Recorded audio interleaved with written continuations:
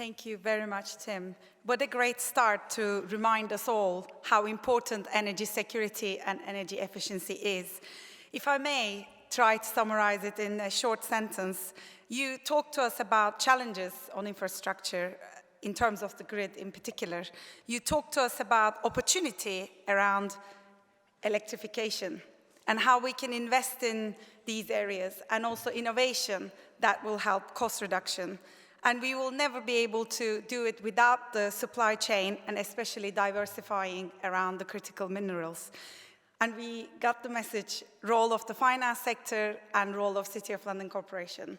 So thank you so much for coming and giving us the start for the summit. So now it is my honor to invite to the stage Sir Andrew Steer, KCMG, Distinguished Professor of Practice in Economics and Sustainability, Georgetown University and the School of Economics. Thank you, Andrew.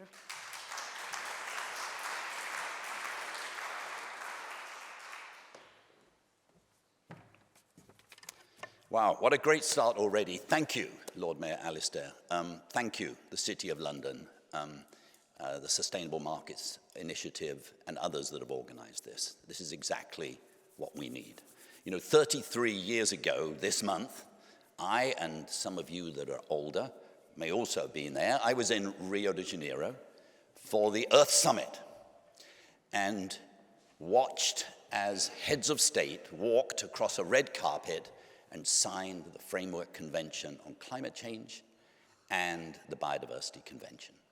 And at that time, even though it had been difficult to get there, at that time there was a feeling of incredible moral imperative. And we haven't always honored that, have we? There have been times when we have, Kyoto, Paris, certainly Glasgow in 21, but we don't always feel that sense now. But we need to recover it. Now, since Rio, we've had some huge changes in the way we think about these issues of climate. Originally, it was very much an environmental issue. Now it's an economic issue, and increasingly a human development issue. Back then, we thought the solution was public sector, public money. We now know that given the numbers we've just heard about, we need the private sector to play the biggest role. And the public sector and philanthropy and institutions need to help the private sector deliver. So that's why this meeting is so incredibly important. And that's why the City of London, the United Kingdom, must play a major role. And it's so exciting to see what is happening. As we just heard from Tim, we live in a good news, bad news world. You know, if you get 100 experts on climate change, and you say, how are you feeling? So roughly half of them will say, it's amazing. I mean, did you know when Jimmy Carter put solar panels on the roof of the White House in 1979, since then, those panels have come down in price by 99.7%.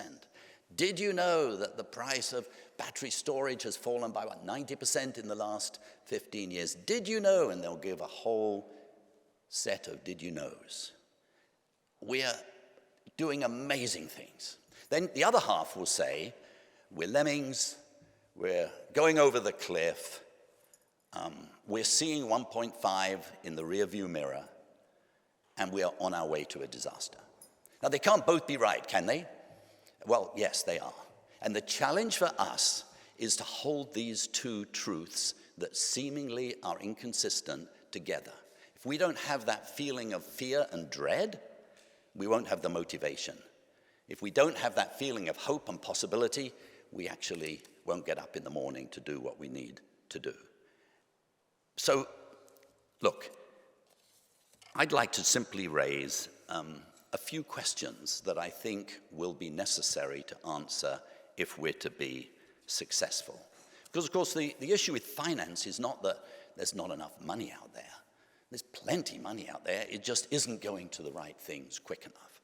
I, a long time ago, did a PhD in finance. If somebody had said to me, oh, the financial sector has a responsibility to address climate change and global issues, I would have said, you're crazy.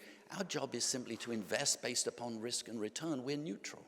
Well, of course, the financial sector hasn't been so neutral, has it? The financial sector actually is risk averse. They like doing things they've done before. Financial sector has high discount rates often, therefore they don't want to take the upfront investment that is required. And so there's some incredibly exciting things that are going on here, I believe. So question number one, will we understand the new economics of climate change? Back at Rio, there was a legitimate view, it was a trade-off. Nice to address climate change, it's going to hurt your economy, add to costs, probably lower your competitiveness. Then we had the Stern report 18 years ago, which said, actually, it sort of makes sense because even though there's cost today, there are benefits in the future that are great. We now have a new economics of climate change, which says, actually, if you make bold and smart actions on climate change, you'll have more economic efficiency, you will drive new technologies, you will lower risks, and you will reshape expectations about the future. Those four things combined add to a dynamism that actually leads to more investment. And actually, Nick Stern's bringing out a new book in a couple of months, basically all about what he calls climate change as the growth story of the 21st century. Now, that sounds wonderful and rosy, but it's very important to remember, whilst strong action on climate change is good for a country, good for a society, good for the world, it's not good for everybody, certainly in the short term. There are losers as well as winners, and those include people and families that lose their jobs, and it's companies that actually it doesn't really make sense for. And it's important to distinguish the economics from the finance. Good economics doesn't mean the finance will also work. So the first question is we need to understand the new economics of climate change. Second question is, will we get serious about learning about what the private sector really needs to play the role that we need it to play? And that's why, by the way, the Transition Finance Market Review and the new Transition Finance Council, which I know the City of London, the government is setting up, and I think Lord Alok Sharma is here this morning, and we're speaking later on, is so important. Because it's forensic, it's detailed, and it says this is what we need on policy, and this is what we need on de-risking, and so on.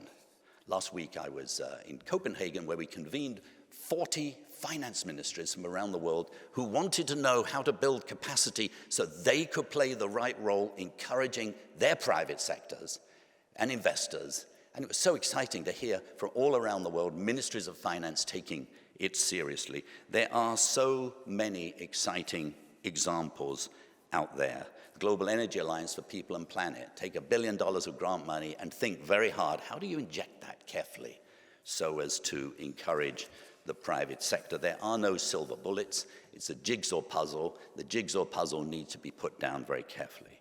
Question number 3, will we get beyond our disagreements?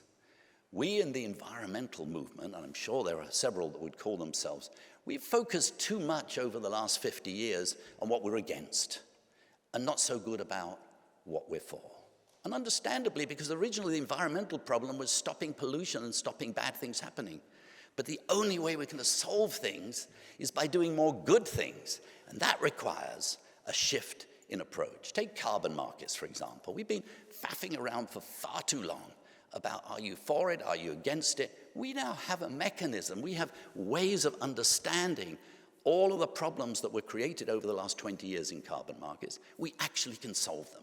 We need to get on and do it. So too, we in the environmental movement and actually in the government movement have been so keen to consult, to put regulations on.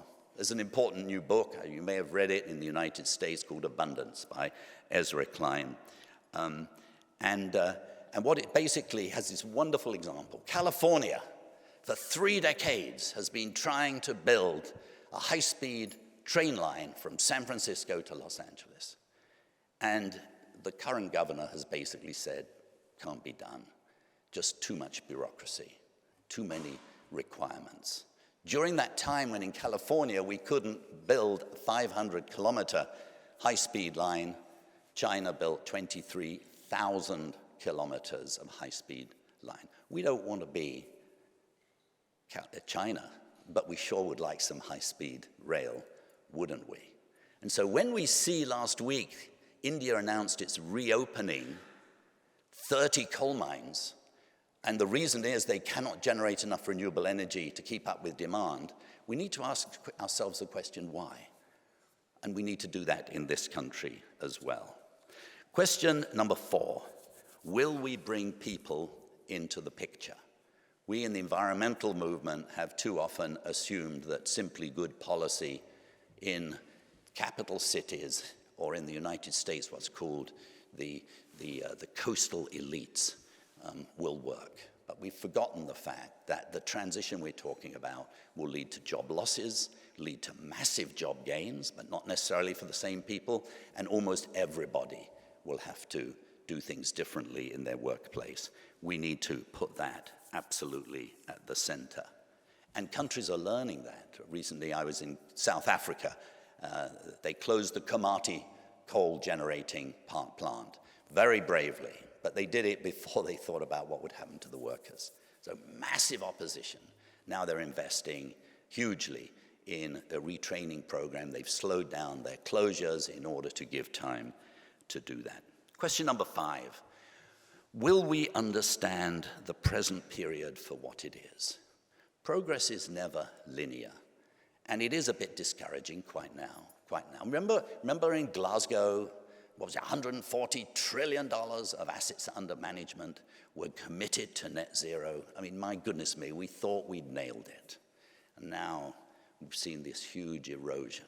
But actually, as Generation came out a couple of weeks ago, they showed, yeah, they're not talking about it as much. They're not giving speeches about it. But actually, in most financial institutions that made commitments, they're actually doing it. Most corporations are still doing it. They're not doing it, quite frankly, as much as they need to. But, you know, progress is never linear. And the election in the United States changed a lot of things. It didn't change the law of physics. It didn't change the laws of economics. And that, of course, is why we're here today. Finally, question number 7, will we have leadership that thinks big enough? There are thousands of great examples of things that are going well around the world, but they are not enough. We need leaders in the corporate sector, in the financial sector, in the political sector, in the NGO sector that think really big. For the last 4 years, I've been running the Bezos Earth Fund, which is a $10 billion grant facility in climate and nature. And we spent a lot of time thinking about what it would take. And we proposed something called a deal team for the planet. Because if you go to the World Bank or anywhere, yes, they're working with the private sector, but they're not really soulmates. And what we need is soulmateness. And by the way, there's nowhere in the world better equipped to do it than here in the City of London. And finally, a story.